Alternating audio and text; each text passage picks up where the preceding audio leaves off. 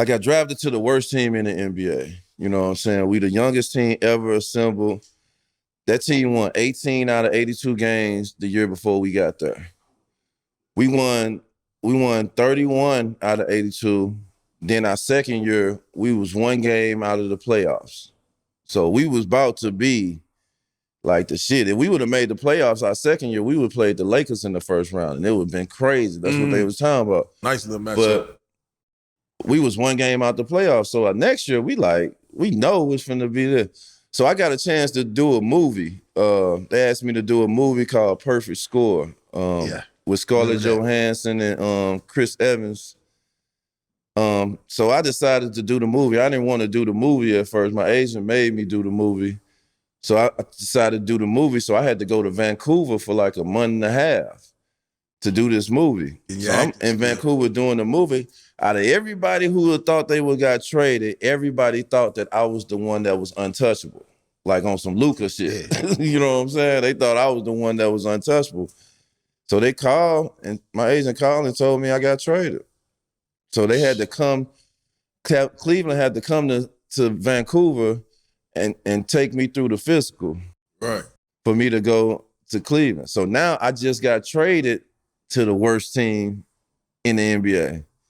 So when I get traded to the worst team in the NBA, shit, we won 17 out of 82 that year. So it was like I was, when I got traded, I was sad because I'm leaving my homeboys. Yeah. You know what I'm saying? Like, I was in the perfect situation.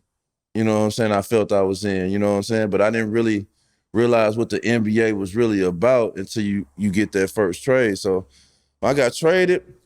After I was sad that, I ain't finna play with Q no more, I ain't finna play with my guy, I was excited. You know what I'm saying? They did a whole article on me in the ESPN magazine because I'm like, yeah, shit, it's my turn now. I'm finna get busy on these folks. I'm definitely finna average about 20, 25. But when I got over there, the organization really was trying to lose to get LeBron the next year. Yeah. So we won like 17 games. And shit, the next year we got LeBron. What was all that hype like before, LeBron coming in? It was a lot of hype around the organization. Yeah, bro, I used to be at LeBron games, bro. Yeah. I used to be at his game. His game used to be jam-packed. Like they used to have to start playing at I think it was a junior college or something like that. I don't know if it was an official college, but they used to have to start playing in the college because it was that many people coming to his games. Like you talking about hype. I used to call back to the crib, and I used to tell my homeboys, I was like, bro, it's this dude in high school, bro. He might be the best high school player ever, because I seen him throw it between his legs in the game. I'm like, shit, he might be the best high school player ever. Them boys like, nah, folk, nah. It can't, no, it can't. No, it ain't. He ain't better than you. I'm like, bro, I'm watching this dude. This dude is going through one, and it's looking effortless. East. And I'm arguing with my homeboys about him being better than me, and I'm calling them about him. So, shit. And he got there, shit, he was nice. He was real. Like, I was already hooping with him before he got there. I had a relationship with him. Like, we was cool, family was cool. Like, I knew Rich, Mav, all of them. And shit, he was the real deal. What do you say about the hype? Well, not even the hype, when people was enjoying the hype, you know what I'm saying, him coming in, him actually living up to the hype.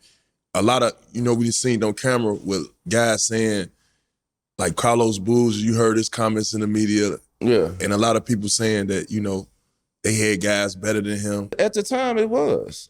Yeah. Like, that's not the media, bro. They'll take a statement from you and they'll make it out of something like the stuff that I said. If they really broke down the whole interview and seen every word it said, I was actually taking up for him. Okay. Because they was putting all this pressure on him to trying to say this kid from high school finna come and just completely turn this whole organization around. Bro, we ain't seen Kobe, we ain't seen KG, we ain't seen none of them just hop in and just instantly just change this shit around. They gradually got good and got better and been the franchise player. So I was defending him. But you know how the media is, they try to spin it another way, which I wasn't tripping. I don't give a fuck. You know what I'm saying? No, that's what I'm saying. But even I know you're familiar with that. Even with Boozer, like, Yes, at the time when he got to the league, like Ricky was better than him. Like I was probably better than him. Like, you know what I'm saying? That's not no knock to him or not saying that he wasn't good. He was a kid coming out of high school. He eventually got better than us. Yeah. But that wasn't everybody took it like that was just a false statement or he was hating on it. Boozer wasn't hating on Bron. Like we never had a problem, but they was making it seem like guys was hating and had a problem. His locker was put right next to mine. Exactly. Like they knew me and him was that tight and that cool. That's the reason they put his locker right next to mine. They knew we already had a relationship. You know what I'm saying? So that media switched some but shit the around. media For sure. will take it and put it somewhere else. And you know, we from the hood. The words that I might have used, yeah, it might sound funny like that, but we don't got no media training. That's the reason they don't have the mics in our face all the time. Cause we gonna say something that it don't come out right. You know what I'm saying? So, but it's all love and good, you know what I'm saying?